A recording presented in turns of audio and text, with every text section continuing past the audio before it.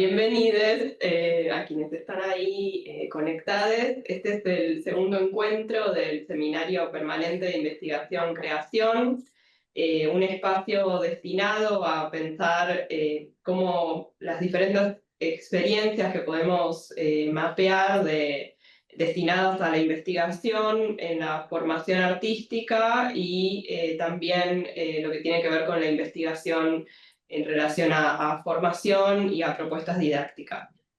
En este encuentro tenemos también están conectados ahí los artistas Camila Campos Quintana y Cristian Lizarralde.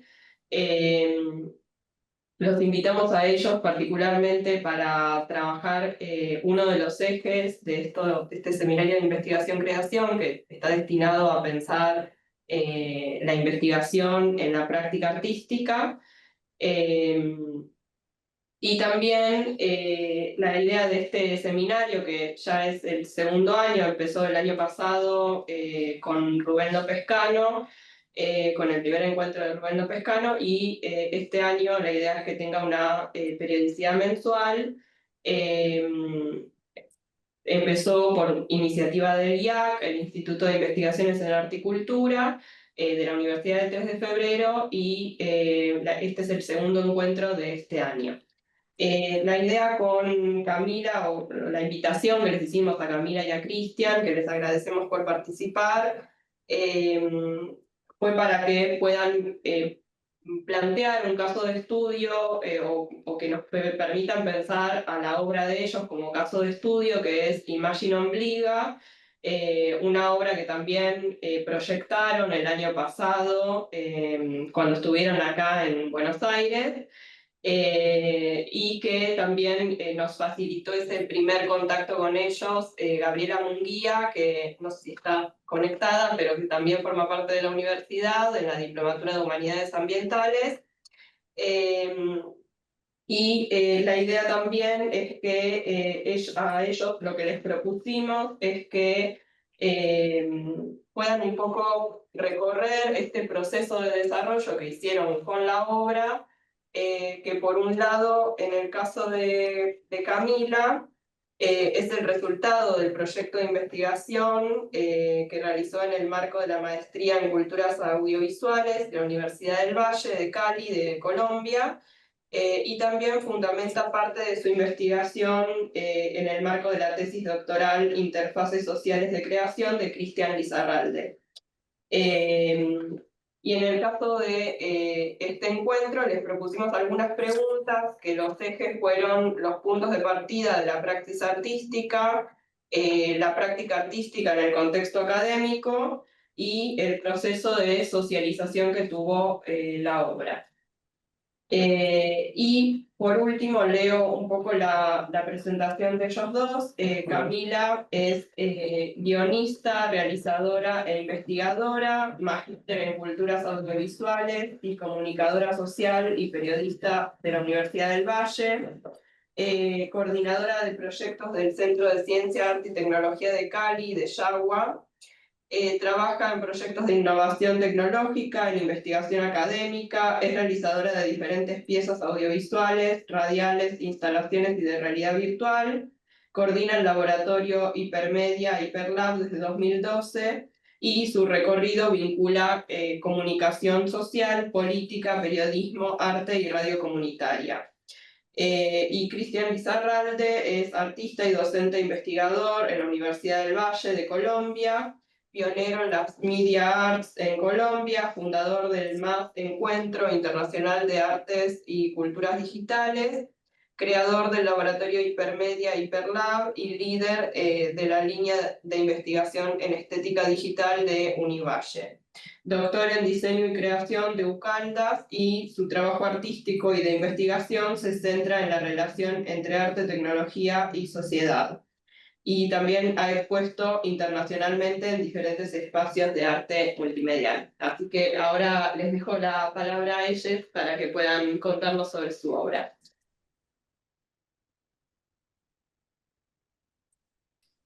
Bueno, hola, buen día. Gracias, Guadalupe, por supuesto, por la invitación.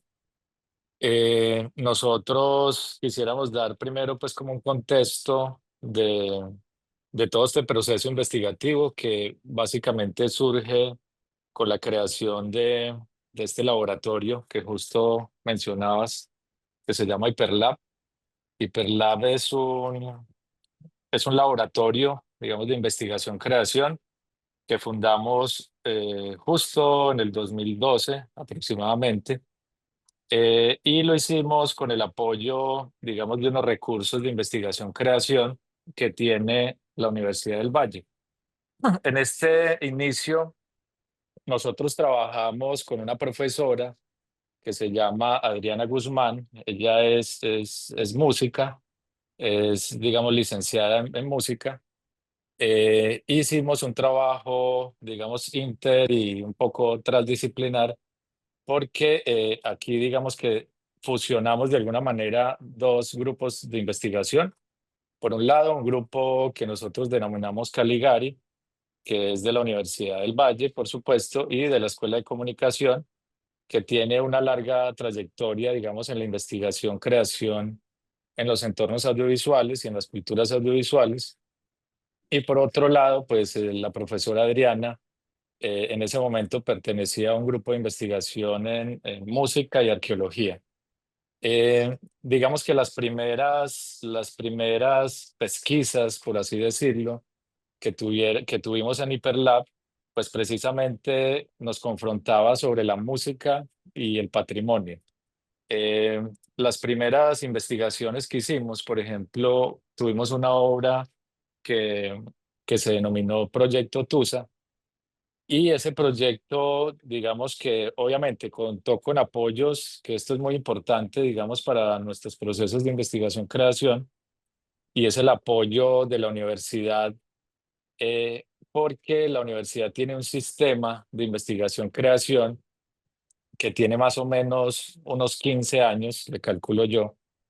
Y hace 15 años la universidad le está apostando no solo, digamos, a la investigación tradicional, que sigue vigente. Digo tradicional porque digamos que eso compromete, digamos, un poco más a las ciencias normales, como las denominan algunos autores. Otros lo llamarán ciencias exactas, pero digamos que hay un concepto de que esas ciencias tienen de alguna manera la hegemonía de la investigación. Esto, digamos que la universidad lo analiza desde hace más o menos esos 15 años, y esto ha permitido, por un lado, digamos que tener un contexto importante, y conceptual, digamos, importante frente a la investigación-creación, y por otro lado, pues tener unos recursos suficientes, unos recursos financieros suficientes para apoyar, digamos, todas estas propuestas. Entonces, digamos que HyperLab de alguna manera se beneficia de estos recursos, y de esta política y de este sistema de investigación-creación de la Universidad del Valle. Y en el 2012 presentamos un primer proyecto de investigación, que se llamó precisamente así, se llamó Creación de un laboratorio hipermedia, y allí desarrollamos entonces dos obras. Una, la que les comentaba anteriormente, que se llama Proyecto Tusa, que consistía en trabajar con unas ocarinas prehispánicas que la universidad encontró en el territorio del Pacífico colombiano. Esas ocarinas prehispánicas corresponden a una población de más de 500 años de antigüedad que habitó el territorio del Pacífico colombiano, toda esa franja, digamos, del Pacífico, incluido, pues obviamente Ecuador, por ejemplo. Toda esta cultura tusa, que se llamaba Tusa la Tolita, que obviamente ya está desaparecida, pues dejaron una cantidad de artefactos, y en este caso construyeron unas ocarinas prehispánicas que fueron analizadas por la Universidad del Valle y un centro de investigación en arqueología. Se hicieron unas pruebas, se hicieron unos escáneres especializados para ver la morfología de las piezas, y encontraron, pues digamos, unas formaciones espirales y en forma de caracola muy interesantes que justo hasta este momento muchos investigadores de las artes, de las ciencias normales, pues se preguntan cómo se desarrollaron esos interiores de estas caracolas, de estas ocarinas. Nosotros lo que hicimos fue, de alguna manera, explorar los sonidos. Teníamos alrededor de unas 30 ocarinas prehispánicas. Todo esto se le hizo un trabajo morfológico de escaneo tridimensional. Después de ese escaneo se construyeron unas ocarinas, digamos, basadas como unas réplicas de esas ocarinas, y con ello hicimos pues como una obra musical, que empezó como una obra musical, donde se exploraban, digamos, esos sonidos, aunque nosotros pues no teníamos certeza de cómo la cultura tusa, la tolita, utilizaban esos sonidos. Hay, digamos, algunos acercamientos sobre el posible uso de las ocarinas y digamos que algunos investigadores apuntan que se utilizaron para comunicarse, digamos, con otros animales o para comunicarse entre ellos mismos, para traer, digamos, algunos animales para la casa. Podrían haberse utilizado de alguna manera en algunas ceremonias y en algunas actividades, digamos, propias de la comunidad, de su cultura, pero en sí es imposible saber qué tipo de sonoridades o qué tipo de composiciones, digamos, tenía la comunidad de Tusa, para utilizar estas ocarinas. No sabemos, digamos, el uso, pero nosotros lo que hicimos fue una pieza, una obra musical, con la profesora Adriana, desarrollamos esa obra musical con una composición libre. Para esto utilizamos un intérprete, digamos, de ocarinas, especialista en ocarinas prehispánicas. Hicimos una grabación y a partir de esa grabación se derivaron una cantidad de obras que fuera, digamos, de la música, de esta interpretación libre con estas ocarinas. Creamos, por ejemplo, una videoinstalación, digamos que varias obras, estas obras que les estoy comentando, por lo menos la videoinstalación fue expuesta, bueno, nosotros las mandamos a convocatorias, que esa es otra, digamos, como otra característica importante, digamos, para resaltar del sistema de investigación-creación, es que se desarrollan las obras, se desarrollan los proyectos, las derivas, y todas estas obras y todos estos desarrollos de investigación-creación se presentan a eventos internacionales, digamos, importantes en el ámbito del arte y la tecnología y la sociedad, ¿cierto? Entonces, nosotros hemos tenido, sí, digamos, como la fortuna de participar en eventos como ISEA, como Arts Electrónica, bueno, como una cantidad de festivales latinoamericanos, europeos, que trabajan precisamente, pues, como esa reflexión sobre el arte y la tecnología. Y esta obra que les comento, Proyecto Tusa, pues estuvo en ISEA en Dubái. Esto creo que fue en el 2014, más o menos. Eh, y la obra, digamos que tuvo una muy buena, digamos, aceptación y muy buena acogida. Y eso nos permitió empezar a asistir, pues obviamente, a otros espacios y a otros festivales. Y eso hizo que la obra también mutara e hibridara, digamos, a otros contextos. Por ejemplo, la obra tuvo un paisaje sonoro, tuvo la videoinstalación, tuvo un videoarte y finalmente hicimos una instalación interactiva donde la gente podía interactuar, digamos, con estas ocarinas, con estas réplicas. De alguna manera nosotros hicimos unas réplicas que se censaron y a través de esta programación, que en esa época lo hicimos con Arduino, la gente interactuaba con esas piezas prehispánicas y de alguna manera, pues como que las interpretaba, y eso generaba, pues obviamente, unas sonoridades y unas imágenes, digamos, en el entorno de la instalación. Eso, digamos que para nosotros es importante. Obviamente, digamos, aquí participaron muchas personas en el inicio de este proceso de investigación, pero es supremamente importante para nosotros porque es como la base que que empieza a fundar todo el resto de proyectos que se empezaron a desarrollar en el laboratorio. Hasta lo último, que justamente es el documental de Imagine Ombliga, donde, bueno, ya ahora vamos a aclarar un poco cómo se desarrolló, ¿cierto? Pero es importante, de todos modos, plantear este contexto. Y reitero que esto digamos, es fundamental que las instituciones, las universidades, los centros de investigación, las empresas, digamos, todo este ecosistema tenga muy claro que la investigación-creación debe ser financiada, debe ser bien financiada. Nosotros, por suerte, en ese primer proyecto, que para nosotros de todos modos era impresionante, estoy hablando de más o menos 13 años, ¿cierto? Eh, Tener, digamos, un presupuesto para investigar y para crear, pues seguía siendo muy importante y muy impresionante, pues como para nosotros.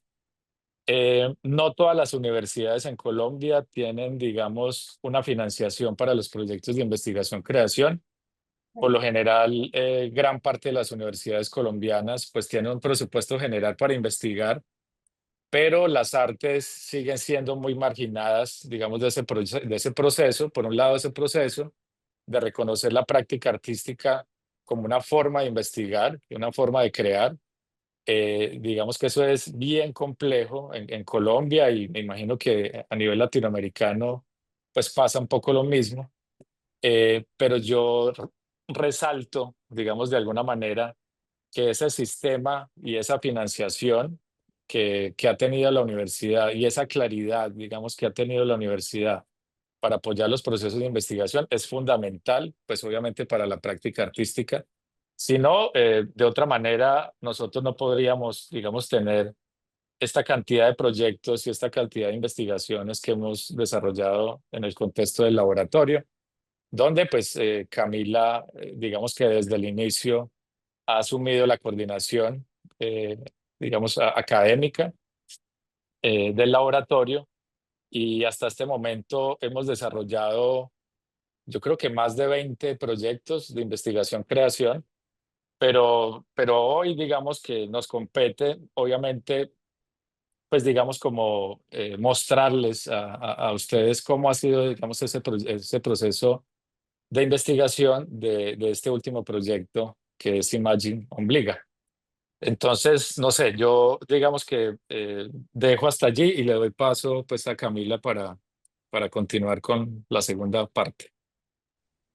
Gracias, Cris. Bueno, buen día a todos. Primero que todo, muchas gracias por la invitación. Es para nosotros una alegría tener cada vez pues como más espacios e intercambios con la UNTREF, con todo el equipo. Entonces, pues gracias por tenernos otra vez por acá conversando. Como lo menciona Cris, esto ha sido un proceso de largo aliento. Es claro que hay una postura política, académica, estética por parte de la universidad en el apoyo de los procesos y de entrada pues ya nos pone en un marco muy específico en términos pues de privilegio en las financiaciones y también en los apoyos interinstitucionales que nos han permitido establecer contacto con otras instituciones y con otros procesos. En este caso también, y un poco lo mencionaba Guadalupe cuando nos presentaba, yo para situarnos dentro de lo que es el proceso de Imagine Ombliga, que es la obra en la que estamos hoy como presentando y sirviendo, digamos, como de muestra de todo lo que hemos venido haciendo en el Hiperlab, quisiera también pues como resaltar un poco lo que ella explicó, que esto hace parte, Imagine Ombliga, que es un documental hecho con inteligencia artificial, con varias herramientas, motores generativos dentro de tanto imagen y de video y de texto, es resultado, pues, por supuesto, de una investigación mucho más grande, macro, digamos, ha sido como una rama que sale de este proceso de investigación doctoral de Cristian, que es el de interfaces sociales de creación, donde pues tenemos este libro que es Camina Andar, y que retrata un poco lo que ha sido ese proceso aproximadamente de 10 años de trabajo con las comunidades del Pacífico colombiano, particularmente con la comunidad de La Plata en Bahía Málaga, que es un territorio costero en la parte pues del Pacífico, como lo hemos mencionado, sur de Colombia, donde las comunidades afrodescendientes priman, también con presencia de algunas comunidades indígenas que de hecho son las originarias del territorio, y con esta comunidad hemos hecho pues gran cantidad de prácticas artísticas. Cristian mencionó algunas que fueron antecedentes de este proceso, que es el con la profesora Adriana Guzmán. Con la comunidad hemos hecho otras tantas en un intercambio de conocimiento pues bastante especial en términos de lo humano, pero también justamente porque su investigación doctoral se centraba en la búsqueda de estas prácticas muy enfocada, entiendo, en un inicio en el tema de lo musical. Y cuando yo pues puedo acompañar este proceso, cosa que agradezco muchísimo, como asistente de investigación, como estudiante en diferentes momentos, me encuentro pues a partir pues de la investigación que hace Cris, algunos criterios muy específicos que me llaman la atención sobre el tema de lo femenino. Entonces, por ejemplo, en una de las preguntas situadas sobre el tema de los ejes que atraviesan Imagine Ombliga, que tienen que ver con los feminismos, pues una de las cosas que a mí más me llamó la atención en la cercanía con la comunidad y con las mujeres de la comunidad tenía que ver con esta forma de trabajar el tema del ritual de la obligación, que es una práctica ancestral de las comunidades del territorio, traída pues desde África, por supuesto, con el tema de ponerle a los recién nacidos una cura en el ombligo.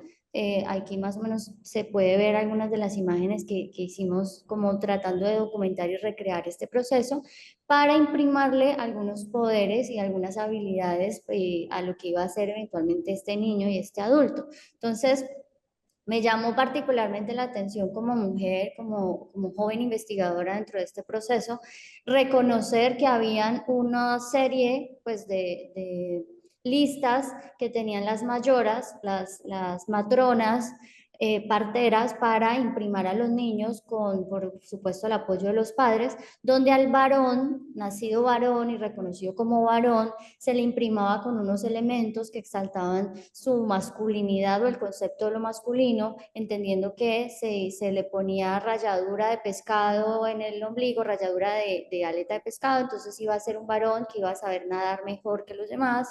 Si se le imprimaba con ralladura de la madera del hacha, entonces iba a ser un varón fuerte y trabajador que iba a cortar bien la madera. Entonces empecé a curiosear un poco en este ejercicio de pregunta y de relacionamiento con ellas en territorio y reconociendo que hasta el momento cuando empecé este ejercicio acompañando a Cristian en su investigación macro de las prácticas artísticas, había una lista gigante para los varones y para las denominadas hembras mujeres, reconocidas dentro de la comunidad como niñas que nacían como mujer, había una lista de solamente 3 opciones. Entonces, para los varones 20 opciones, y esto lo mencionamos en el documental. Entonces, los hombres nadar mejor, saltar mejor, ser el más rápido, ser el más fuerte, el más trabajador, el más peleón, el más amado por las mujeres, mientras que para las mujeres las opciones eran 3 tradicionalmente. Para poder cocinar bien, para poder coser bien la ropa y para poder lavar bien la ropa. Entonces, eso empieza a generar en mí unas inquietudes, por supuesto, desde los feminismos, que se empiezan, digamos, como a coser, por decirlo de alguna manera, que empiezan a ser parte de lo que eventualmente dentro de mi proceso de investigación de maestría, que Cristian acompaña como director de arte y como, por supuesto, de la investigación macro, se vuelven un eje central de la pregunta sobre el destino y sobre la forma en que nos relacionamos. Este producto que les estoy compartiendo acá, que es Camina Andar, entonces se vuelve, por supuesto, base fundamental de este proceso de investigación-creación, porque es la investigación-creación base macro de trabajo con ellos, donde revisamos el tema de las plantas medicinales, las músicas, las ancestralidades, el trabajo con el territorio, con la oralidad, con las formas del conocimiento. Entonces, por supuesto que todos estos años de trabajo con la comunidad son bastante costosos en términos presupuestales y de tiempo, siempre apoyados por de base la universidad en los procesos de las convocatorias de investigación-creación, que si mi memoria no me traiciona y Chris me lo aclara, creo que alcanzamos a tener como 7 estímulos. O sea, esto es un proceso de postular con el proyecto, y si el proyecto por supuesto cumple con las calidades que la universidad lo requiere, pues lo apoyan o no. Entra en un banco y con unos jurados y pues se determina cuál es el presupuesto que se le asigna. Por suerte siempre tuvimos pues cada vez que presentamos una vigencia nueva que complementaba la inmediatamente anterior, pues si esto iba acrecentando, sumado pues a que por supuesto estaba la comisión doctoral de Cristian, que esto también es un apoyo importante que da la universidad para sus docentes. Entonces, este es el marco grande general de lo que fundamenta las inquietudes que luego se traducen en este proceso que viene siendo Imagine Obliga, que ya les vamos a mostrar un fragmento. Para mencionar la comunidad, pues después de todos estos años y de trabajo con el Consejo Comunitario y con la cercanía directa con ellos, pues ha hecho también un proceso juicioso de participación y de involucramiento en diferentes momentos y de diferentes formas a través de diferentes estrategias metodológicas dentro del desarrollo, por ejemplo, el libro, por ejemplo, de Imagine Obliga, el documental, que es la obra más reciente, como muchas otras que realizamos. Me voy a adelantar porque también quisiera que ustedes vieran parte de las obras que realizamos con la comunidad. Tanto nosotros visitando el territorio durante todos estos años, como en muchos momentos la comunidad visitando la universidad y visitando Cali junto con aliados adicionales que se vieron involucrados en estos procesos, porque en esta relación que en algunos momentos, como Cristian lo explicaba en su tesis, de relacionamiento más horizontal, como en otros más vertical, en este intercambio de conocimientos, donde incluso desarrollamos ejercicios de talleres que la comunidad nos hacía a nosotros, reconociendo este saber, es esta otredad en los procesos de intercambio. Entonces ellos nos enseñaron a preparar bebidas ancestrales, nosotros hicimos talleres de radio, ellos nos enseñaban a hacer, por ejemplo, parte de sus prácticas artísticas con artesanías. Nosotros hacíamos talleres de realidad virtual, todo, por supuesto, en el marco de una negociación, en un reconocimiento de cuáles eran esos conocimientos que el otro podría estar requiriendo, necesitando para poderlo poner sobre la mesa en este intercambio. Aquí, por ejemplo, vemos una de las prácticas que se llamaban talleres de instrumentos expandidos, donde miembros de la comunidad visitan la ciudad de Cali en un territorio muy particular, porque es un barrio del oriente de Cali, que es donde la comunidad afrodescendiente, particularmente gente desplazada de otros territorios, incluyendo el Pacífico, se han establecido en zonas urbanas, y esto genera pues unos diálogos muy interesantes, porque quienes vienen de la comunidad se reconocen como afrodescendientes rurales del campo, en medio del mar, en sus islotes, y se reencuentran con estas urbanidades que son otras formas de lo afrodescendiente, en unas prácticas muy mezcladas, muy, en algunos casos que se han perdido y que se están tratando de recuperar en esos procesos de desplazamiento, en muchos casos por temas socioeconómicos y en muchos otros, como es lamentablemente una realidad en Colombia, por desplazamiento forzado, temas de violencia. Entonces aquí vemos intercambios donde también hay docentes de otras universidades, por ejemplo acá el maestro Mario Valencia con el maestro Lorenzo Díaz. Mario Valencia de la Universidad de Caldas, que es el alma mater de Cristian, que hace procesos de telemática y experto en temas ingenieriles, por decirlo de alguna manera, y el maestro Lorenzo Díaz, líder muy importante de Buenaventura, experto en músicas tradicionales, que tiene una escuela enseñando a los niños sobre el tema de las músicas del Pacífico. Entonces, todos estos procesos de investigación, creación a partir de diferentes obras, pero con una relación de largo aliento en territorio.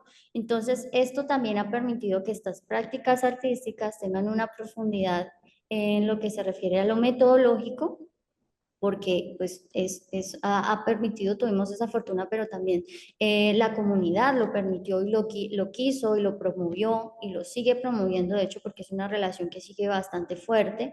y que nos ha permitido generar diálogos en muchos sentidos, desde diferentes estéticas, desde diferentes formatos, ilustraciones, trabajo con realidad virtual. Aquí hubo una práctica con los Guaunan, que son los originarios del territorio en el Pacífico, que se reencuentran en diferentes momentos en esa relación y en esas tensiones existentes también con las comunidades afrodescendientes, que hoy pareciera que son, que siempre han estado allí, pero que de hecho son foráneas en estos espacios.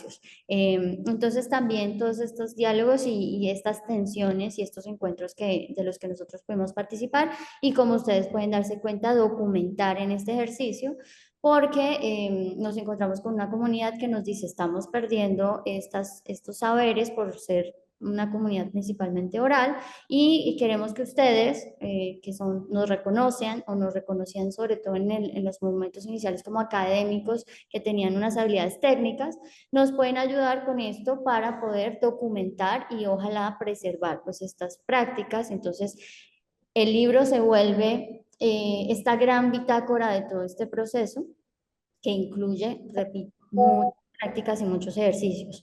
Y finalmente, pues entonces decantamos en lo que es hoy este ejercicio de Imagine Obliga. Lo que pasa es que, tal como lo menciona Cristian, pues este para nosotros es un antecedente importante.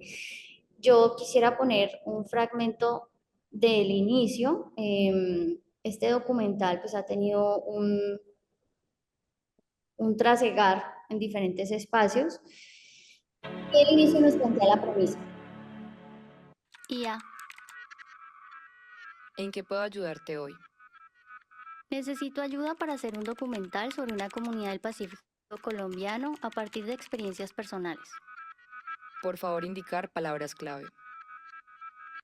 Diría mujer, pacífico, ritual, inteligencia artificial. ¿Cuál es tu lugar de enunciación? Pues soy mujer, nací en Colombia, estudio audiovisual. ¿Eres afrodescendiente? No, pero ¿Gitana? no, ¿Indígena? no, ¿Raizal? no, ¿Palenquera? no, ¿Blanca? no, tampoco. ¿Existe lo criollo, mestizo, café con leche? Hacer un documental sobre el Pacífico colombiano como persona externa a la comunidad requiere un tratamiento ético respetuoso. Llevo más de 10 años trabajando con la comunidad. ¿Se puede? No lo recomiendo. Un documental sobre el Pacífico colombiano apropiado debería reflexionar sobre conceptos como extractivismo, colonialismo, racismo. Bueno, entonces lo dejamos ahí rodando. Me confirman por si me escuchan, para irles contando un poco entonces de qué va el documental mientras podemos ver algunas imágenes. ¿Se escucha mi voz? Sí. Listo. Entonces, en este documental, como podemos ver, parte de la premisa y parte de las inquietudes iniciales de la propuesta que nosotros planteamos en lo que fue mi proyecto de maestría, que lo hicimos en conjunto y desde el Hiperlab con Cristian y con un equipo bien interesante, conformado por estudiantes, por editor, la comunidad misma estuvo involucrada en diferentes momentos, donde se me confrontan diferentes espacios, como debe ser, que es bastante interesante esa confrontación. No solo ni siquiera desde mi lugar como mujer, sino desde mi lugar como mujer no afrodescendiente y no perteneciente a la comunidad que quiere abordar temas afrocentrados, como es el caso que ya lo comentábamos del ritual de la obligación y de las prácticas artísticas de la comunidad. Entonces, allí inicia todo un viaje de relacionamiento, de reflexión, de revisión sobre el lugar de la enunciación, el famoso lugar de poder en la que se pone el académico al momento del trabajo, sobre todo con etnicidades y en territorio, pero también que tiene que ver con el poder del realizador, del que filma, de aquel que pone la cámara y, como se pueden dar cuenta, poniendo en evidencia las interfaces que tienen que ver con el proceso de edición. porque también un poco abriendo la cortina, levantando la parte de atrás de lo que hay en las decisiones estéticas y en las decisiones audiovisuales, de dónde pongo la mirada, pero también los planos que recorto, los archivos que escojo, el poder que tengo en el relato del otro, en este caso en términos audiovisuales, y cruzando además el tema de la inteligencia artificial como también una revisión sobre los lugares feministas, de la mirada de quienes plantean estos algoritmos, y entonces cuando pedimos, por ejemplo, que nos generen una imagen de lo que es una mujer afrodescendiente o lo que es una mujer latinoamericana y nos arroja estas miradas de los senos grandes y de las colas gigantes y de lo que es ser latino, y entonces mostrar a las mujeres lavando carros. Entonces, ¿quiénes están detrás de estas herramientas y cuáles son los lugares de poder que ocupamos al momento de retratar a los demás? Básicamente de eso va el documental. Y por eso creamos este personaje que ustedes ven aquí, que es básicamente, y lo menciono para que también tengamos claro en términos de lo estético, de lo técnico, de lo que incluye Imagen Obliga. Este personaje que estamos viendo acá es creado en Stable Diffusion, una herramienta de inteligencia artificial a partir de una imagen de video mía, porque es una confrontación casi que filosófica de mí con este ser digital. Todas las respuestas que la IA o personaje IA entrega en el documental son el resultado de conversaciones reales que tuvimos con el motor de texto ChatGPT, preguntándole, por ejemplo, sobre cuál era la forma en la que se debía hacer. Inicia la premisa en el documental, ustedes lo acaban de ver, la forma correcta de hacer un documental sobre una comunidad sin ser parte de la comunidad, y entonces también hay unas menciones importantes sobre lo que considera que es aceptado dentro de la industria, sobre lo que es artístico o no, y que sea válido para mencionar. Este es otro fragmento que quisiera mostrarles, que tiene que ver justamente con esto. Cosas de la cultura negra. ¿Cómo se filman cuerpos negros en su comunidad de negros haciendo cosas de la cultura negra, sin que parezca que quiero explotar los cuerpos negros, las comunidades negras y la cultura negra? Borrando, retomar tema. ¿Entonces no puedo hablar? Nada políticamente incorrecto. ¿Qué es lo políticamente correcto? Como inteligencia artificial no tengo opiniones ni creencias propias, pero puedo proporcionar una perspectiva sobre el término políticamente correcto, que puede ser interpretado de diversas maneras. En términos generales, se refiere a usar un lenguaje y comportamiento que evite ofender o discriminar a grupos específicos de personas, especialmente aquellos que han sido históricamente marginados o discriminados. Noto hostilidad de tu parte. Lamento si mi respuesta fue percibida como hostil. Mi objetivo es proporcionar información de manera objetiva y neutral. ¿Y si no quiero hacer un documental políticamente correcto? La terquedad se refiere a la característica de una persona que se muestra obstinada, inflexible o reacia a cambiar su opinión, actitud o posición a pesar de los argumentos o evidencias presentados en su contra. La terquedad es una característica humana. ¿Las IA pueden ser tercas? No, ¿Segura? es cierto, en cierto sentido. Las inteligencias artificiales pueden exhibir comportamientos que podrían considerarse tercos, en función de cómo están programadas y de cómo interactúan con los datos y las instrucciones que se les proporcionan. Sin embargo, es importante aclarar que no sería el resultado de emociones ni de una personalidad real. Entonces, para resumir, este documental tiene conversaciones entre un personaje denominado humano, y ChatGPT. Todas esas respuestas, como les mencionaba, los sacamos de fragmentos de esa conversación, que es larga y por supuesto está recortada, y pues para que el documental no se haga más extenso.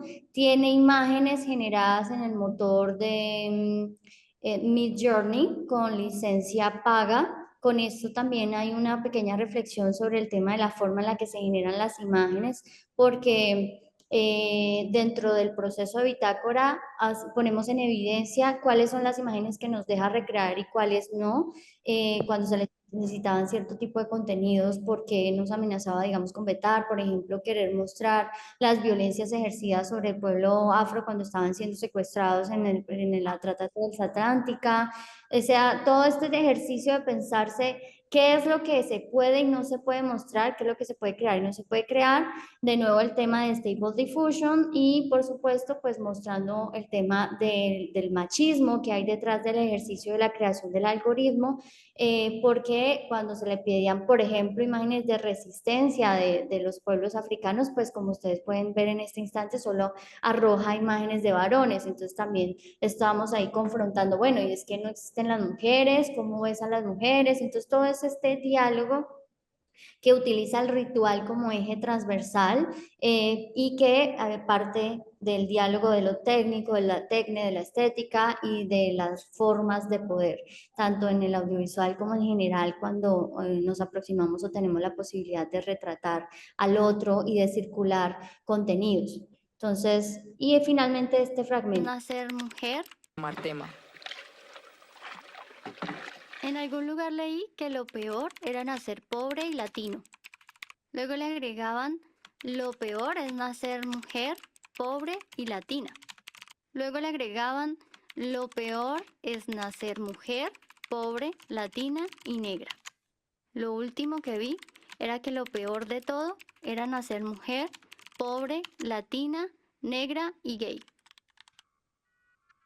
Borrando, políticamente incorrecto. Y a Entonces, mencionar finalmente, después de mostrarles esto, entiendo que una de las cosas de la conversación en torno al proceso de investigación-creación tiene mucho que ver con esa tensión que hay entre la relación de lo artístico y lo académico.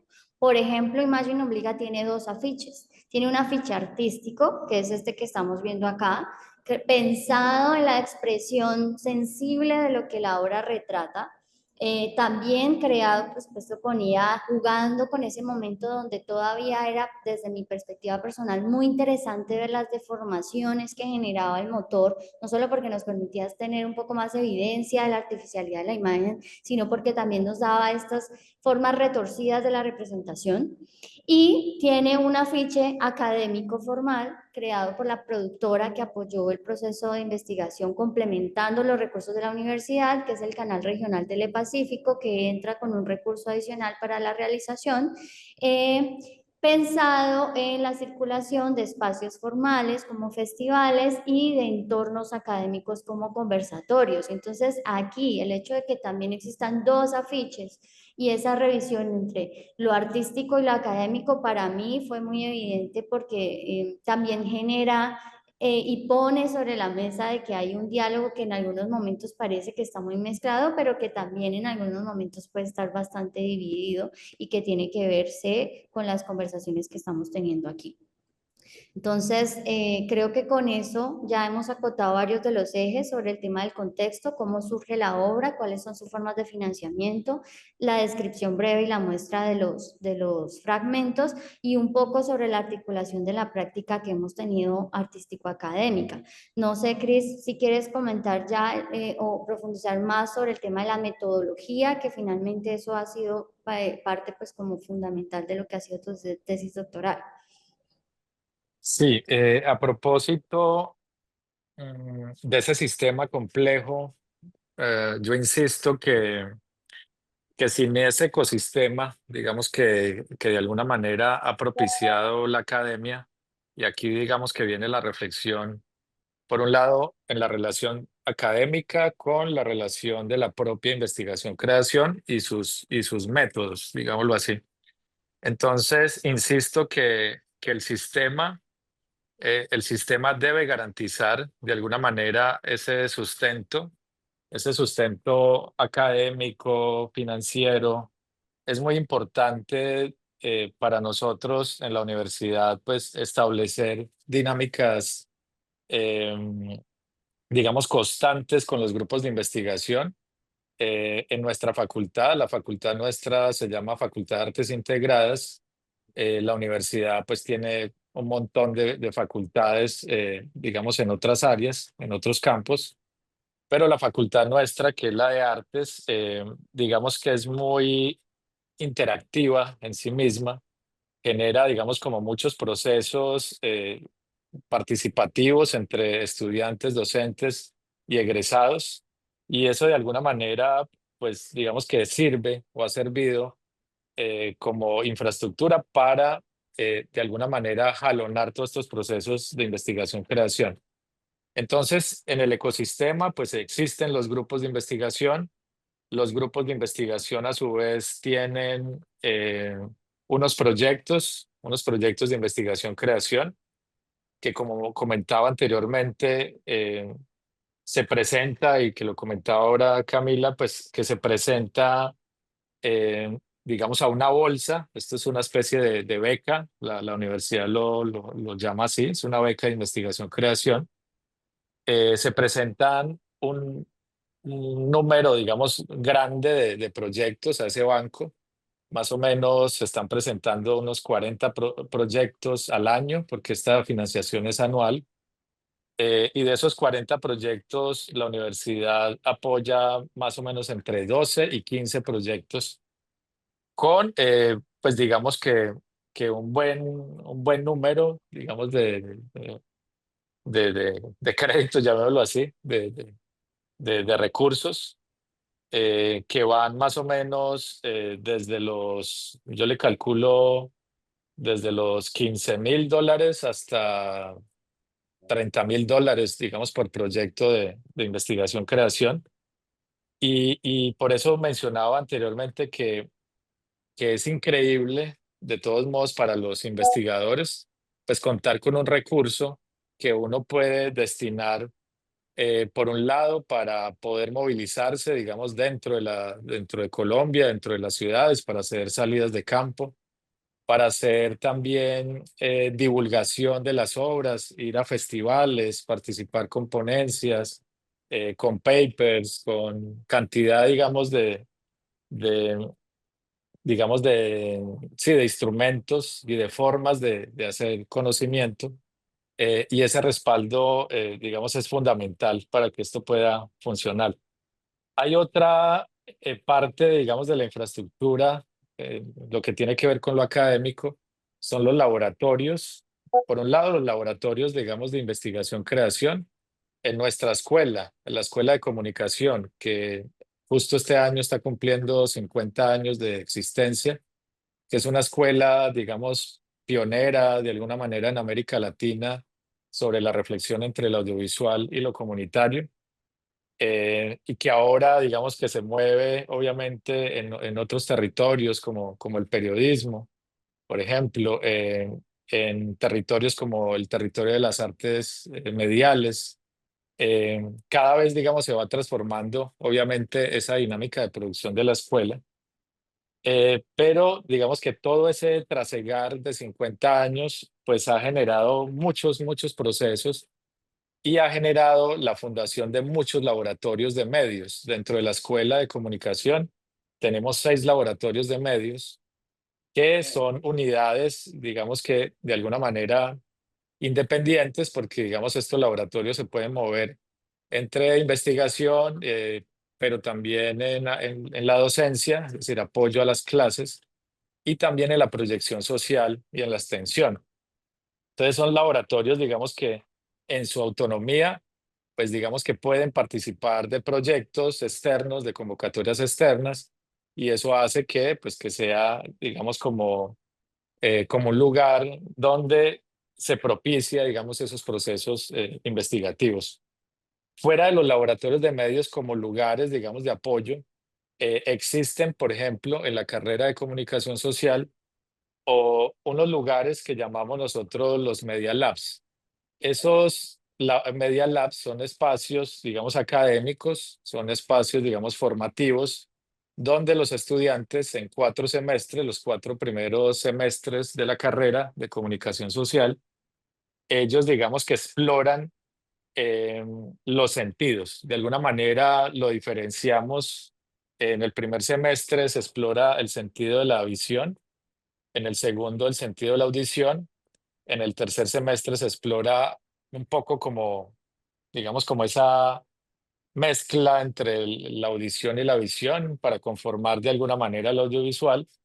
Y en el cuarto semestre está lo multisensorial, que digamos que allí ya hay unas exploraciones que tienen que ver más con la áptica, ¿cierto? Con el gusto, con el olfato, cuando, digamos, de alguna manera las obras empiezan a reconocer no solamente, digamos, dos sentidos, sino que aparecen, digamos, como los cinco sentidos allí inmersos en las obras. Entonces, por ejemplo, ese Media Lab 4 apoya de alguna manera los proyectos de investigación porque los estudiantes participan como monitores, por ejemplo, como asistentes de investigación y como semilleros de investigación en los proyectos que ya están aprobados por la Vicerrectoría de Investigaciones. Entonces, por eso digo que es fundamental construir ese sistema que obviamente a la Universidad, pues digamos, del Valle, pues cada vez se ajusta más, ¿cierto? No es tampoco que sea perfecto, pero sí es una apuesta para que esto funcione, sí es una apuesta institucional para poder, digamos, amarrar todo el proceso de investigación con los procesos académicos, digamos que eso es fundamental. Otra cosa que quería comentar que aparece, digamos, por allí, es el tema metodológico. Digamos que la metodología o lo que nosotros llamamos la perspectiva de interfaces sociales de creación es, digamos, una perspectiva eh, de alguna manera holística, compleja, que busca de alguna manera reconocer las formas de co-creación horizontales, que de alguna manera nosotros lo aplicamos en la comunidad. Lo que comentaba Cami ahora, nosotros llevamos, sí, unos 12, 13 años interactuando con las comunidades del Pacífico colombiano. Ustedes saben que en Colombia, pues, digamos, tenemos también esa fortuna de tener dos océanos, dos mares. Está el Océano Atlántico y el Océano Pacífico. Y en esa costa del Pacífico, que es muy extensa, que cubre muchos departamentos, incluido Nariño, Cauca, Valle del Cauca. Es una costa muy extensa. Por lo general, la población es una población indígena, que es la población originaria, y que en algún momento, hace más o menos unos 300, 400 años, pues llega la población negra a habitar ese territorio por todo el proceso, pues que de hecho plantea un poco el documental.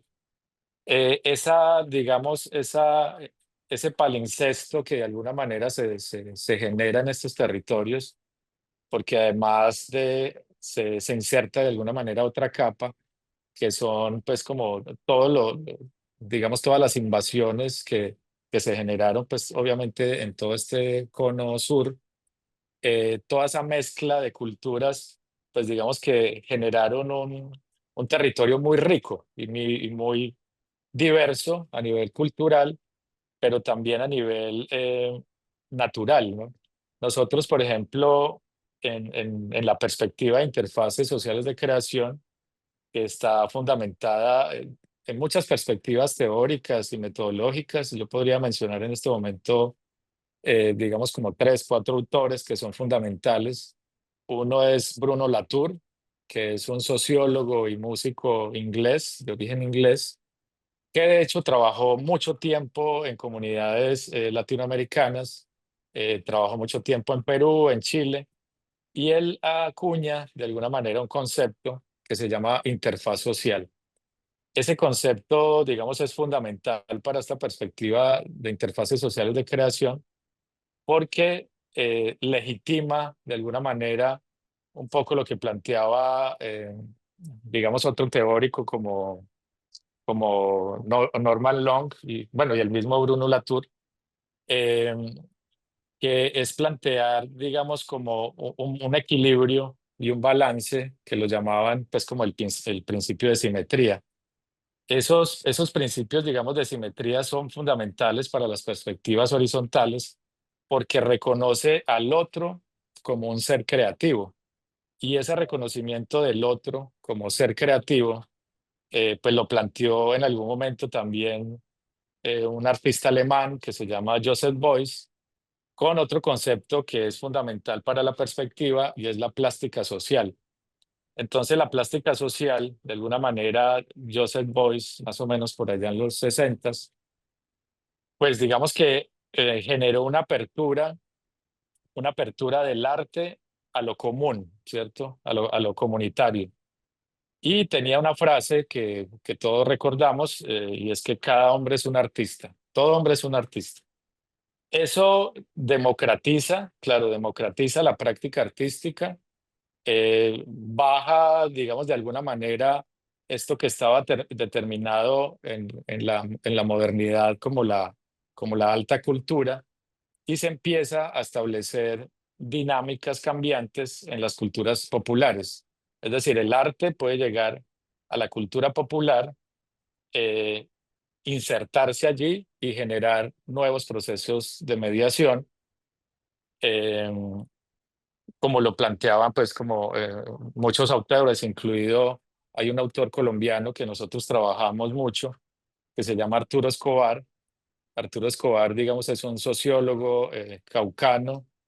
Trabajó también un tiempo en la Universidad del Valle, trabajó en distintas universidades en Estados Unidos, y él acuña un concepto o trabaja un concepto que es el diseño comunal, el diseño de lo común, legitimando de alguna manera muchas prácticas ancestrales como las comunidades, las presentes, digamos, en las comunidades del Pacífico, generando procesos obviamente de resistencia propios de las comunidades, ¿cierto? Esos procesos de resistencia de alguna manera preservan o buscan de alguna manera preservar ese patrimonio y resistir desde allí, ¿no? Resistir desde la cultura, a pesar de que existen, todos lo sabemos, fuerzas, digamos, externas que de alguna manera empiezan a desdibujar pues esa cultura y esas tradiciones propias y vernaculares que tiene cada una de las comunidades, en este caso del Pacífico. Entonces, eso digamos que es base para entender todos los procesos de mediación, ¿cierto? De mediación artística, cultural, científica, tecnológica, social, eh, que giran, digamos que están ahí siempre interactuando en todo este proceso metodológico. Y termino un poco aclarando que, claro, estos son teóricos que de alguna manera nos brindan pistas, ¿cierto?, para entender estas formas de acercarse al otro, estas formas de otredad, de reconocer, digamos, en el otro ese potencial creativo, y ese reconocimiento de alguna manera potencia, digamos, muchas prácticas creativas que, que están transversalizando pues como todos nuestros proyectos. Y hay una terna que yo trabajé, digamos, particularmente en mi tesis doctoral, a partir, digamos, de una cantidad de pesquisas, y es que eh, hay unos, digamos, hay unos estadios o estadios o momentos que digamos que son fundamentales para construir, digamos, una metáfora de la cocreación, y es reconocer el entorno biológico, ¿cierto? El entorno natural. Eh, uno nota, digamos, que cuando trabaja particularmente en estas comunidades del Pacífico, pues uno nota de entrada la riqueza cultural, pero también la riqueza biológica, ¿no? La riqueza es uno de los territorios a nivel mundial que tiene más fauna y flora y biodiversidad pues de todo el mundo. Es una de las zonas más lluviosas de todo el planeta. Todos los días está lloviendo. Es una selva húmeda, tropical, donde la humedad está al 500%.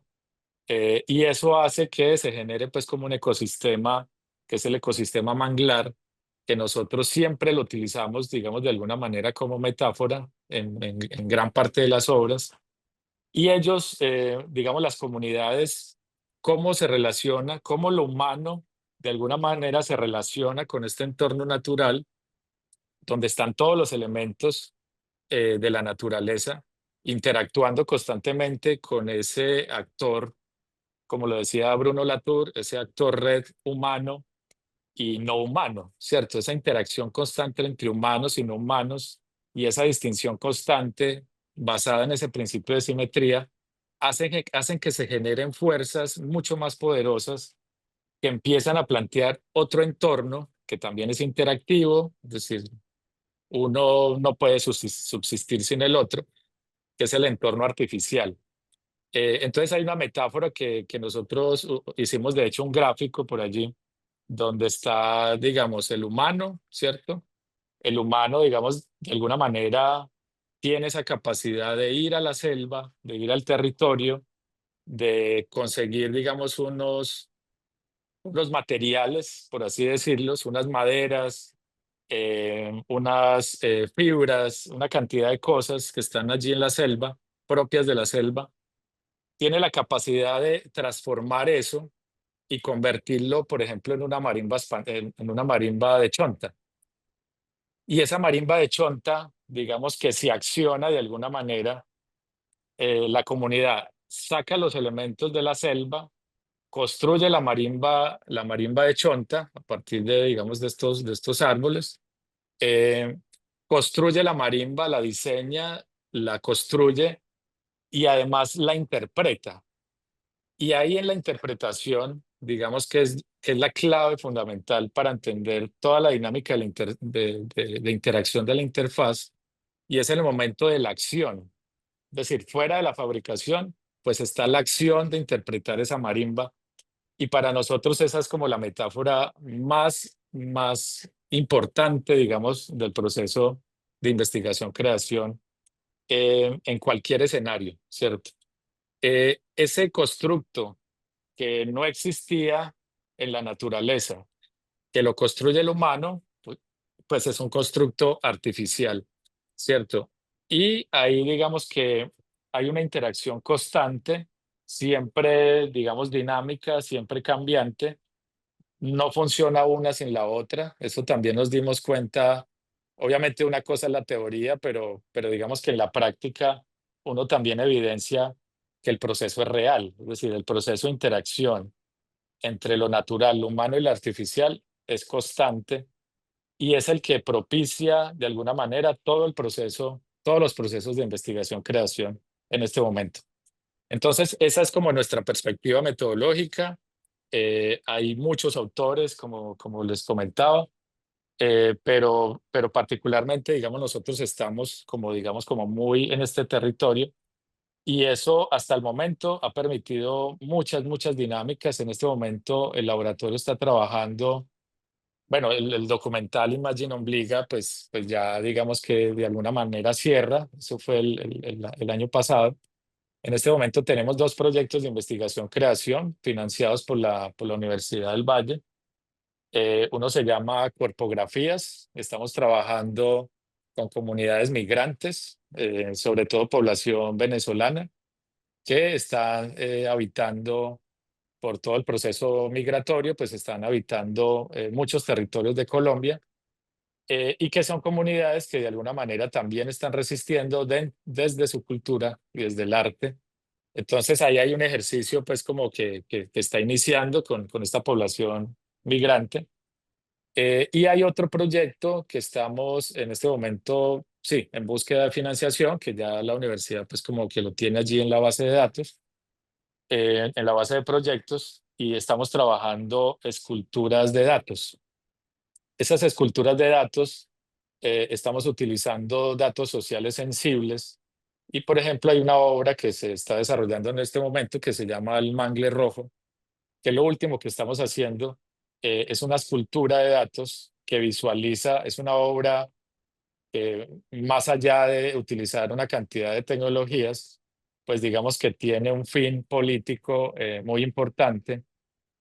Colombia, ustedes lo saben, pues tiene un flagelo, unos ciclos de violencia constantes que no paran, que llevan más de 60 años, eh, que la gente de alguna manera empieza a asumirlos como parte del paisaje.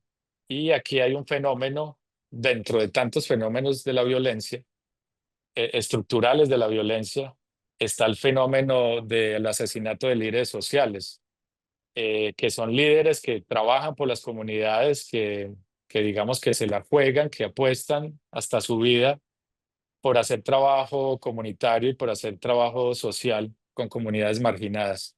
Esos líderes sociales están siendo asesinados sistemáticamente hace muchos años, hace más de 40 años. Y, por ejemplo, el Mangle Rojo lo que hace de alguna manera es visualizar esos líderes sociales asesinados en el marco pues, del conflicto armado en Colombia. Entonces son obras, en este momento estamos un poco metidos con obras, por eso los llamamos datos sociales sensibles, trabajando con fundaciones como Indepaz, que es una fundación que, es- que tiene, digamos, ese trabajo y ese encargo de visualizar todas estas muertes violentas. Ellos los visualizan dentro de sus redes sociales, página web, y nosotros lo que hacemos de alguna manera es tomar esa información y ese dato, pues para activar la obra. Entonces, en este momento estamos pues como en estos territorios. Yo les comentaba inicialmente que Hiperlab pues se ha movido dentro de muchos procesos, ¿cierto? Procesos de investigación, dentro de muchas tecnologías. Trabajamos hace más o menos también unos 12 años con, con herramientas de realidad virtual, y con la realidad virtual hicimos pues también muchos ejercicios de otredad y distinción con varios laboratorios hermanos que hemos interactuado, que eso también es importante, ese diálogo o esa interacción constante con otros laboratorios de otras latitudes. Hemos trabajado con laboratorios como Via Another Lab, que digamos que está ubicado en varios lugares del mundo, pero particularmente en Barcelona, donde hemos hecho colaboraciones para utilizar la realidad virtual como una herramienta para la empatía y para el reconocimiento del otro, con muchas obras que se han desarrollado. Entonces, pues toda esa información en este momento está allí en la página de Hiperlab, que seguramente ahora más adelante la podríamos visualizar. Y bueno, yo creo que en este momento lo más importante para nosotros es conocer, pues si ustedes tienen alguna inquietud sobre el proceso, si tienen alguna pregunta, algún comentario, nosotros estamos ahí pues como atentos. Tenemos todos los resultados de esta investigación. Disculpa, no entendí bien la pregunta.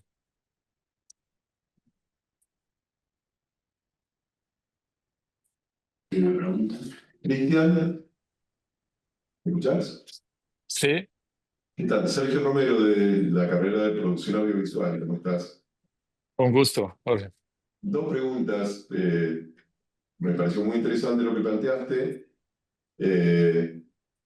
Estaba un poco familiarizado con uno de ustedes porque nosotros trabajamos con Alejandro Ángel, con Narrar el Futuro. Claro. Y que inclusive el proyecto estuvo allí, el que presentaron. Obliga pasó por Narrar el Futuro, ¿no? Sí, sí, Jorge. Claro. Claro. Bueno, no, dos preguntas así. Una es, por esa familiaridad que tenemos, sé que, y vos lo planteaste muy claramente, ustedes hacen una gran interacción con las comunidades, en este caso del Pacífico colombiano, y en donde esa coautoría que planteaste, que es un aspecto que nos interesa mucho, se plasma en la investigación en este intercambio de saberes, ¿no? De alguna manera estoy entendiendo bien parte de lo que plantearon. Sí, sí, Jorge. Bien, y entonces, de alguna manera esa bitácora de la que ustedes hablaban, que es el libro, por ejemplo, que mostró recién tu compañera, perdón, que Camila, Camila. sería uno de los elementos que probatorios de la investigación, porque es la recolección de saberes que tiene la comunidad que ustedes de alguna manera tramitan artísticamente, ¿no es cierto? Sí, Bien, y en el caso de Ombliga, lo llevan a lo transmedial de alguna manera, lo llevan a varias plataformas. Sí, correcto. Bueno, hay dos preguntas. Una, porque hablaste de financiamiento, voy a ir una de financiamiento y una metodológica. Hablaste de financiamiento respecto de la universidad. ¿Articulan ustedes, por ejemplo, con los financiamientos de MINTIC? Ujú. ¿Se articulan con los del Ministerio de Tecnología que tienen allí en Colombia? Sí. Y es una fuente alternativa, la presentan como universidad, se presenta por proyecto, ¿cómo manejan eso? Bueno, te contesto, digamos, un poco desde la experiencia. Claro, una cosa, digamos, son la financiación, digamos, interna, que les comentaba ahora, por parte del sistema de investigaciones de la universidad. Y el sistema de investigaciones tiene una propia convocatoria de investigación-creación. Eso quiere decir que los artistas no compiten con la convocatoria, digamos, general de la ciencia, de las ciencias normales. Entonces, tenemos una convocatoria propia de investigación-creación, donde todos los proyectos que llegan allí son obras, es para desarrollo de Ok. obras. Esas obras, claro, esas obras, digamos que puede ser una instalación interactiva, pero esa obra debe estar acompañado, obviamente, de un artículo, ¿cierto? De un artículo que debe ser publicado en una revista indexada. Eso es parte, digamos, del compromiso y eso es parte, digamos, de lo que hacemos, porque también sucede mucho, Jorge, y es que gran parte de los procesos de investigación-creación no no se divulgan, ¿cierto? No se divulgan y eso hace que de alguna manera ese conocimiento empiece a desdibujarse, digamos, como con el tiempo. Entonces, para nosotros es fundamental, fuera de hacer la obra, fuera de tener la obra desarrollada y expuesta en eventos y en festivales y qué sé yo, y en museos, pues esa obra, parte del proceso de investigación-creación es crear un artículo, crear un documento que se pueda publicar en una revista indexada. Nosotros, digamos que tenemos un sistema, claro, nosotros en la universidad tenemos varias revistas indexadas y eso también hace parte del sistema, digamos, de publicación, aunque en algunos casos, pues eso se vuelve endógeno y digamos que para el ranking de la revista no está muy bien. Entonces, lo que tratamos de hacer es siempre publicar en revistas extranjeras o en revistas de universidades, digamos, dentro del país, que estén dentro, mínimo dentro del cuartil 2, o sea, estén entre Q1 y Q2. Y ahí es donde, digamos, que publicamos todo este conocimiento, ¿cierto? Como todo eso que está detrás y todos esos detalles metodológicos. Entonces, eso por un lado. Por otro lado, hay convocatorias externas. Entonces, nosotros hemos tenido financiación también de la alcaldía, por ejemplo, de becas de la alcaldía de Cali. La alcaldía de Cali diseña también unas becas particulares de investigación-creación o de creación artística. Esas becas nos han servido, obviamente, para contribuir con la financiación, la cofinanciación de los proyectos en las obras, pero también en festivales. Nosotros estamos desarrollando desde hace mucho tiempo, desde hace muchos años, varios festivales de arte y tecnología, unos que ya han desaparecido, otros que siguen vigentes. El que tenemos vigente en este momento es el Festival Más, que es un festival de arte y cultura digital, es un festival internacional que venimos desarrollándolo desde el 23 y hemos contado con esa financiación externa. Tenemos un recurso propio de la universidad, pero también tenemos aliados que de alguna manera han participado con recursos, digamos, en cash, pero también en especie, en contrapartidas que nos ha servido, digamos, como pues demasiado para la construcción de este festival que traigo, digamos, aquí este festival porque el festival en sí mismo es una plataforma de investigación-creación, es un sistema de investigación-creación donde, por un lado, ustedes saben más o menos, obviamente, las dinámicas de los festivales. Pero nosotros, digamos que tenemos como apuesta metodológica la cocreación y hacemos un cierto número de colaboratorios, que los llamamos así, durante todo el año. Entonces, por decir algo, este año, por ejemplo, llevamos ya 4 colaboratorios con invitados internacionales que buscamos la financiación pues para traerlo con becas. Hemos ganado pues como, por ejemplo, una beca con el British Council que nos permitió traer 2 artistas del Reino Unido y esos artistas hicieron un colaboratorio hace 15 días y los resultados de de esa interacción, de ese trabajo de co-creación, de intercambio de saberes, se presenta en el marco del MAS, que es en septiembre. Es decir, es como ya la presentación de los resultados de todos esos colaboratorios que se desarrollaron durante el año. Entonces, eso sería, Jorge. Sí tenemos financiación. Hay un fondo también que la universidad participa constantemente. De hecho, es aportante, que se llama CoCrea.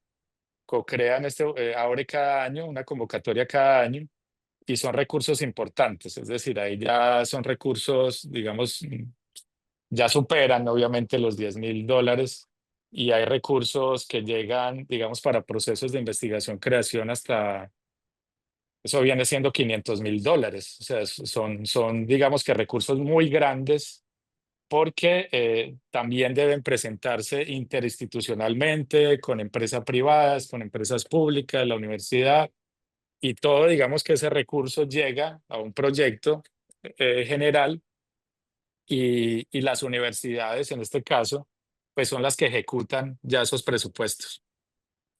Yo diría, un poco para cerrar allí, Jorge, es que viendo el panorama latinoamericano, porque nosotros, claro, constantemente tenemos contacto con investigadores y artistas pues, de toda Latinoamérica, que de hecho pasan por allí por el MAS.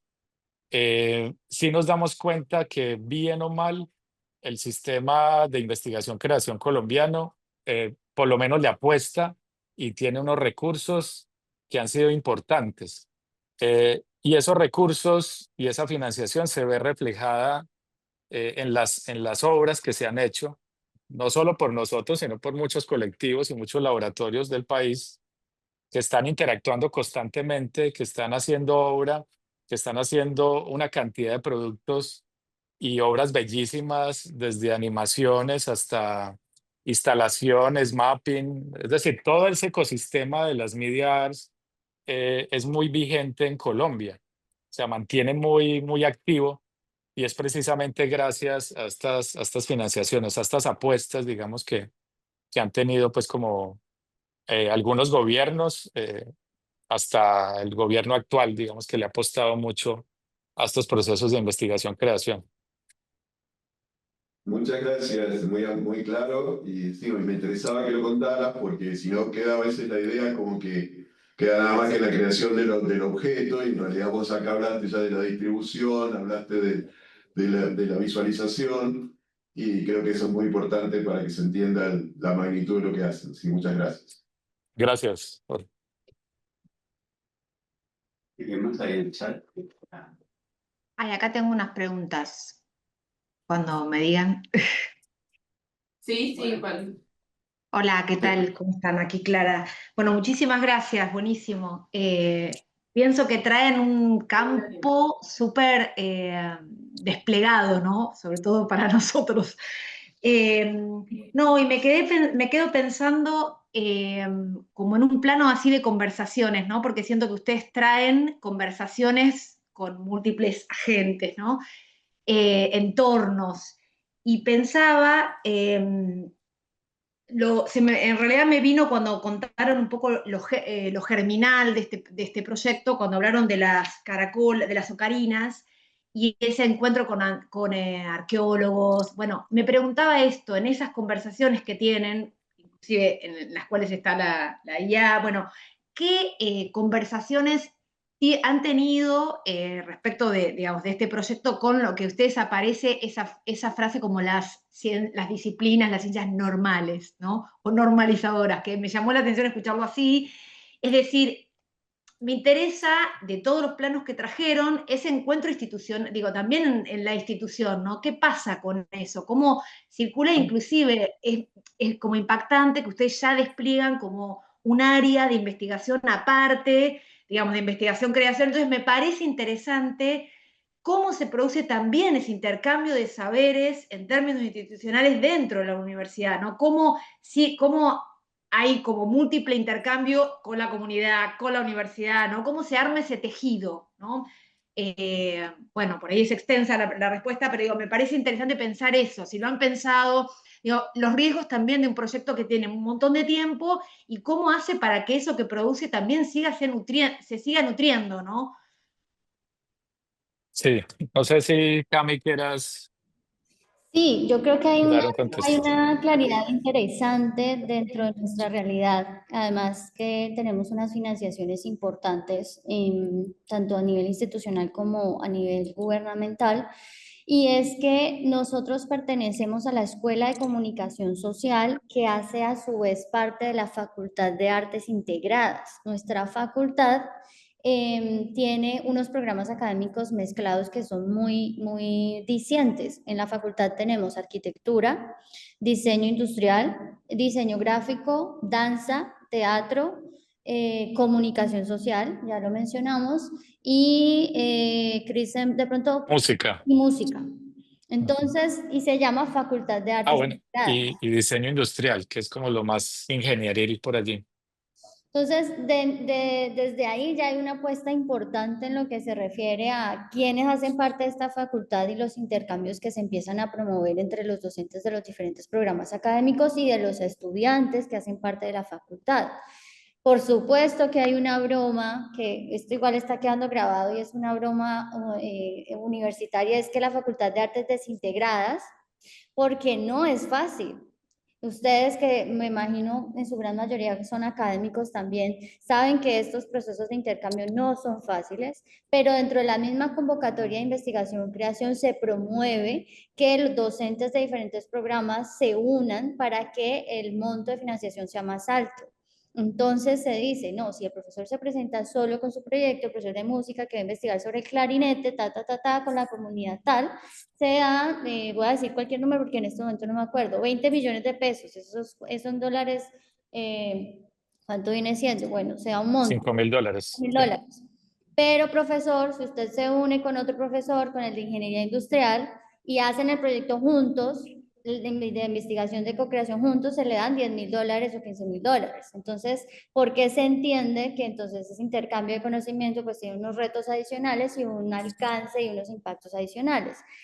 A su vez se les dice, si ustedes profesores juntos se unen con otros dos de la Universidad Javeriana de Cali, que es otra universidad privada, entonces se les da un monto adicional con unas cosas adicionales y así sucesivamente. Entonces, de entrada, la misma convocatoria hace esas distinciones. Si involucras estudiantes de pregrado o de maestría o de doctorado, entonces estos estudiantes entran como jóvenes investigadores, que es una figura que tiene MinCiencias, que le da a ellos unos apoyos económicos y unos créditos académicos. Entonces, casi que, de alguna manera, todo el sistema está muy bien planteado para la promoción de estos intercambios, sumado al hecho de que, por ejemplo, eventos como el MAS, que es el Encuentro Internacional de Artes y Culturas Digitales, del que Cristian es director, plantea ya, por ejemplo, esas metodologías recogidas dentro de las mismas lógicas de la facultad y de los programas de investigación, donde dice, hagamos colaboratorios de encuentro de saberes, donde el profesor de física, que viene de la Facultad de Ingenierías, nos puede acompañar en el desarrollo del proceso artístico del profesor de arquitectura para hacer esta obra de co-creación. Entonces, política y económicamente hay una postura clara para esto. Y adicional, por supuesto, está lo que yo considero más importante y es las voluntades estéticas de todos los involucrados por escuchar los saberes y las sapiencias del otro en el ejercicio pues propio del intercambio de los investigadores. Entonces, creo que esa es una realidad que hay que plantearla como dentro del ejercicio. Y finalmente creería yo que no es menor. Yo en este momento estoy en el Planetario, soy la coordinadora académica del Centro de Ciencia, Arte y Tecnología de Cali, y aquí nos damos esa discusión sobre que Cali en particular es una ciudad que promueve ese ejercicio del intercambio y que constantemente los actores institucionales, artísticos, los proyectos comunitarios, los proyectos de ladera, en rural, en comunidad, están buscando ese ejercicio de unión y de conversación en el diálogo de saberes. Somos un país muy golpeado por la violencia desde toda la vida y esos procesos de desarrollo de conversación comunitarios, búsquedas de procesos, nos han dejado aprendizajes importantes sobre las alianzas posibles. Entonces también hay una disposición muy humanística y artística en que nos encontremos, sobre todo saberes disímiles, como lo dice Cristian en su investigación, que es una parte favorita que yo tengo de lo que él revisa. Entonces, por esa parte, y como muchos de estos procesos no tienen recursos, pues se buscan hacer juntanzas constantes en todos los sentidos para que pues esto llegue a mayores alcances, y también las alcaldías y las gobernaciones promueven convocatorias que van en ese sentido. Entonces no sé si eso responde tu pregunta. Sí, sí, buenísimo, buenísimo porque como tu descripción apareció todo un tejido cultural, institucional, académico, bueno, genial, sí, sí, me gusta mucho la palabra juntanzas.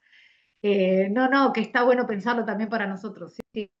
No, y de hecho hemos tenido la oportunidad con el MAS, con Videosónica, que fue antes también, que iba en la misma línea, que también estuvimos trabajando Festival de Artes Electrónicas con la Embajada, con la Alianza Francesa de Cali, de viajar, de conocer a varios artistas, investigadores, creadores, como generar esa sensación desde Colombia. Son todos bienvenidos, o sea, realmente estamos en esas búsquedas para que esos tejidos y esas redes se vayan expandiendo, y llevamos todos estos años tratando de generar una plataforma de investigación, creación a través del Hiperlab, a través del MAS, a través de todo lo que hacemos, y por eso creo que nuestros docentes y nuestros estudiantes pues terminan siendo como agentes, digamos, como de dispersión de esta, más que ninguna otra cosa, de esta postura política de la juntanza y de la búsqueda de que esas juntanzas ocurren al margen de crear el artículo, al margen de que la obra se quede en un prototipo, al margen del resultado final, más de los procesos de intercambio. Gracias.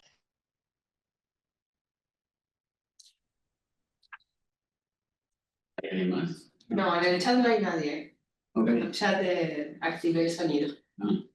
Bueno, Cristian, Camila, en primer lugar agradecerles la presentación porque realmente ha sido muy clara, muy enriquecedora.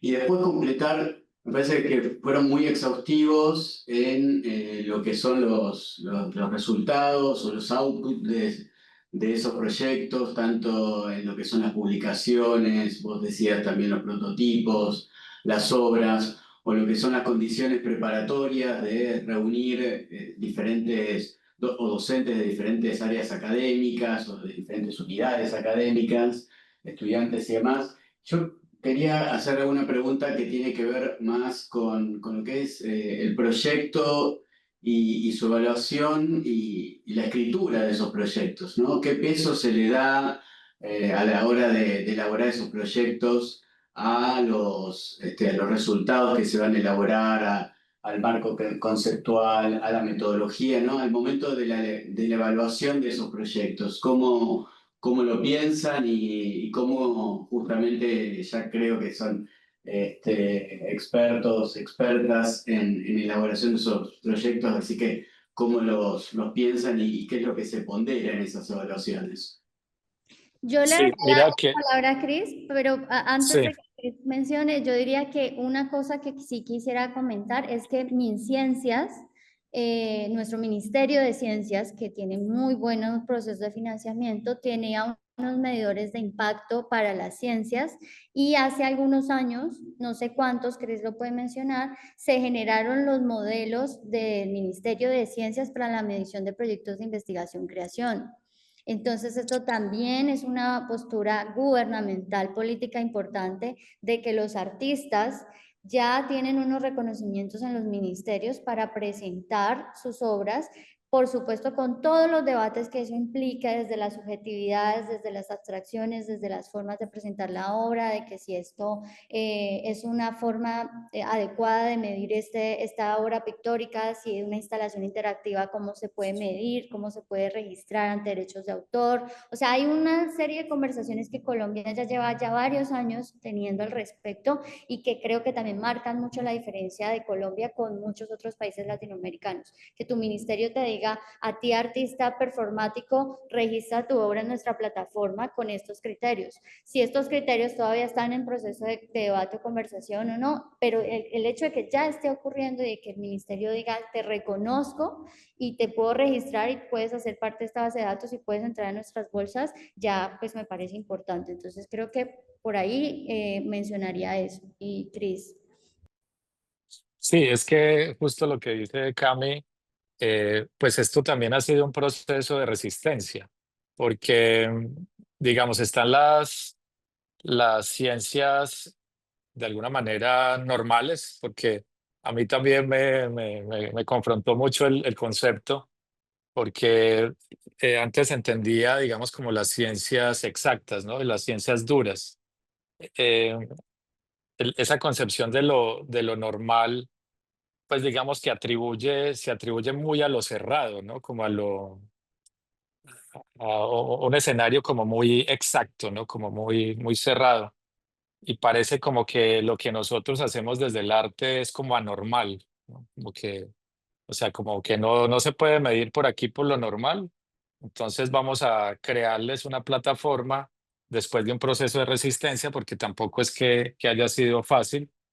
La resistencia es de hace muchos años, yo calculo más o menos unos 40 años, eh, de muchos artistas, investigadores, intentando, y artistas académicos, que digamos que ese es otro nicho, digamos, muy importante para todo lo que hacemos, es que gran parte, digamos, de los artistas independientes, pues no logran tampoco de alguna manera llegar a esos subsidios y a esas plataformas. Sigue siendo muy difícil. Eh, y nosotros, digamos, como artistas académicos, por así decirlo, pues sí tenemos de alguna manera esa posibilidad de entrar a estas convocatorias, a estas plataformas, de dar esa pelea y esa resistencia para que el arte sea reconocido como un proceso de investigación. Todo el arte, lo sabemos, todo el arte tiene detrás un proceso de investigación. En algún momento lo que intentamos los artistas fue ligarnos, digamos, a esas fórmulas de las ciencias normales, insertarnos en esas fórmulas, en ese sistema de lo normal, de lo exacto, para legitimar nuestra práctica artística, pero en algún momento nos dimos cuenta que no, nosotros tenemos nuestros propios procesos, digamos, de investigación y de formas de llegar al conocimiento, de formas de crear nuevo conocimiento. Entonces, eso ha sido un trabajo de resistencia fuerte. Yo creo que ese reconocimiento que dice Cami se logró más o menos hace no mucho, yo creo que unos 8 años tal vez, donde aparecen, digamos, en estos formularios y en estos registros, eh, la práctica, la investigación, creación como proceso de generación de nuevo conocimiento. Y eso ya se está evaluando, ya genera, digamos, un puntaje. Antes no tenía uno puntaje aquí en este sistema de MinCiencias y de MinTIC.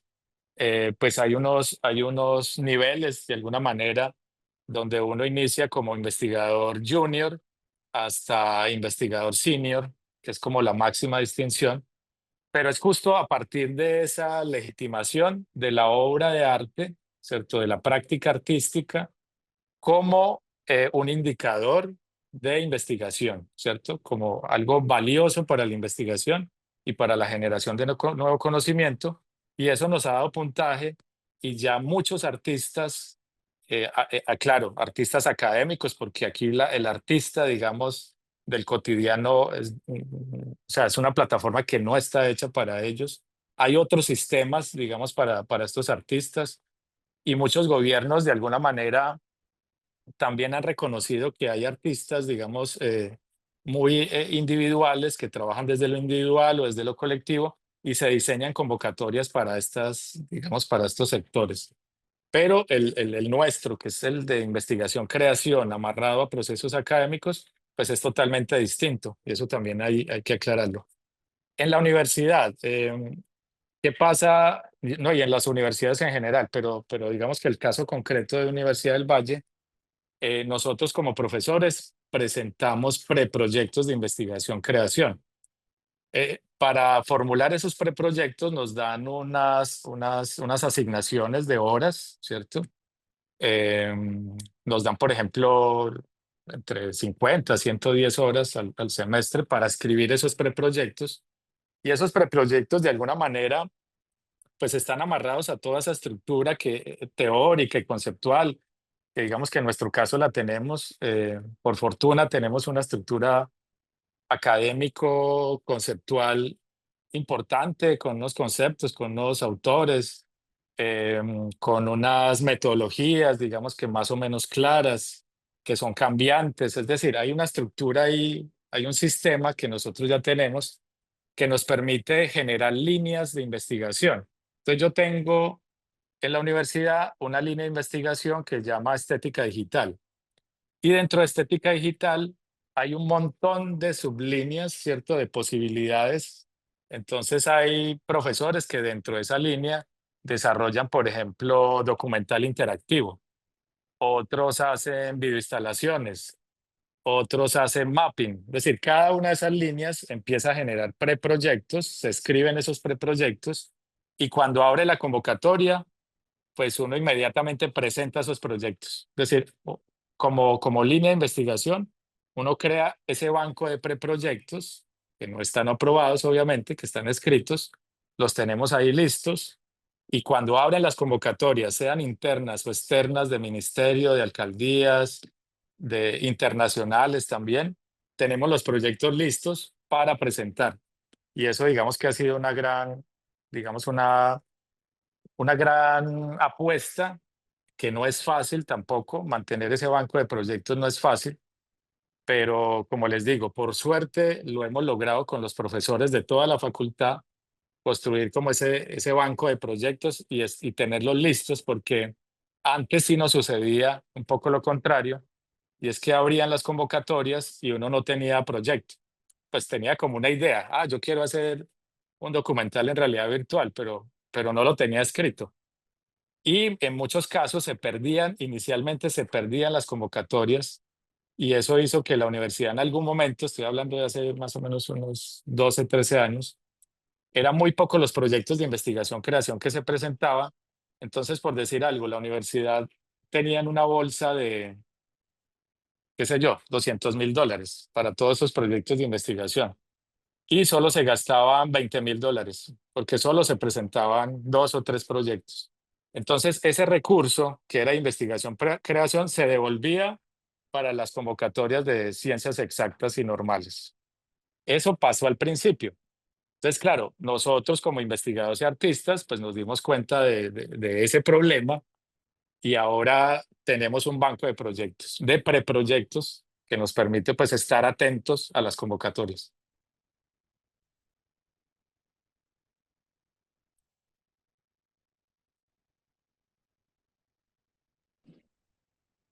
Quería hacerles un comentario también sobre esto que venían comentando recién, de cómo lo trabajan también, siendo que ambos son docentes, cómo lo trabajan en las aulas, si también estas prácticas que ustedes tienen también tan aceitadas de tener este banco de proyectos para no correr, para los límites de las convocatorias y demás, también lo trabajan con los proyectos de estudiantes o lo formalizaron de alguna manera en sus materias. Pues mira, yo te podría contar que por lo general, claro, los profesores son los que plantean los proyectos y los estudiantes se adhieren a esos proyectos y hacen, digamos, su trabajo como semillero, por ejemplo, en el marco de esos proyectos que ya están en marcha, de alguna manera. Sí hemos tenido casos y eso digamos que es un trabajo que tocaría de alguna manera incentivar en los estudiantes, es que ellos generen, digamos, como proyectos o empiecen a pensar, digamos, en proyectos de investigación, creación, desde desde semestres muy bajos, es decir, desde los primeros semestres que empiecen a hacer ese tipo de formulaciones, porque en muchos casos, sobre todo en lo audiovisual, en el área audiovisual, por ejemplo, los estudiantes tienen unas instrucciones en desarrollo de proyectos audiovisuales y en escritura de guiones. Eso digamos que ha funcionado en esa línea audiovisual. Entonces, estudiantes más o menos de sexto, séptimo semestre ya tienen unos guiones. Entonces, el profesor lo que hace es recibir esos guiones.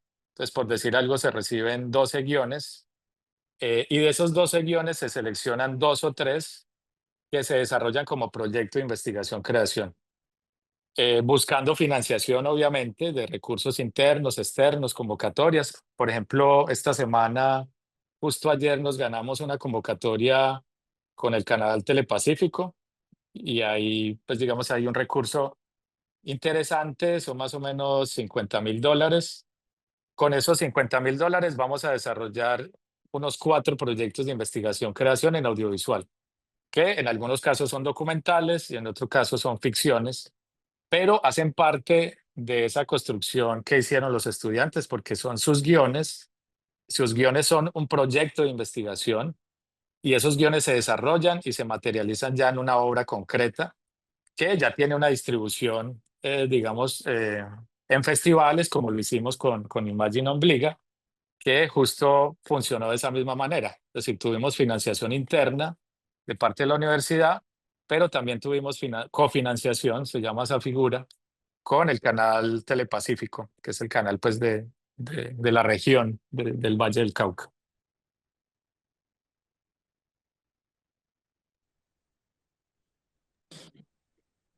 Bueno, no sé si hay algún comentario más. Dejo ahí el silencio. No sé. Pero Podemos ir cerrando. Les agradecemos a Cami y a Cristian sí, que participaron de este encuentro y también a todos los que se llegaron a conectar y que asistieron acá también. Los próximos encuentros también los vamos a estar difundiendo por la difusión de la universidad, pero también por el Instagram del proyecto de investigación que es Performatividad y Archivo, para que se puedan también enterar de los nuevos encuentros. Yo agregaría que el encuentro anterior quedó registrado y ya está disponible en el canal de la UNTREF. Este también lo estamos grabando y cuando lo procesemos también lo vamos a poner disponible en el canal de la UNTREF para que puedan volver a verlo o aquellos que no lo vieron, verlo entonces. Bueno, muchas gracias. muchas gracias. Gracias. A todos. Muchas gracias. Te esperamos en Colombia. Sí, de hecho les vamos a compartir pronto el portafolio del MAS, pues la curaduría de este año, y ojalá pudieran venir. Es más o menos en septiembre. Se está proyectando para septiembre de este año. Genial. Muchas gracias. Gracias.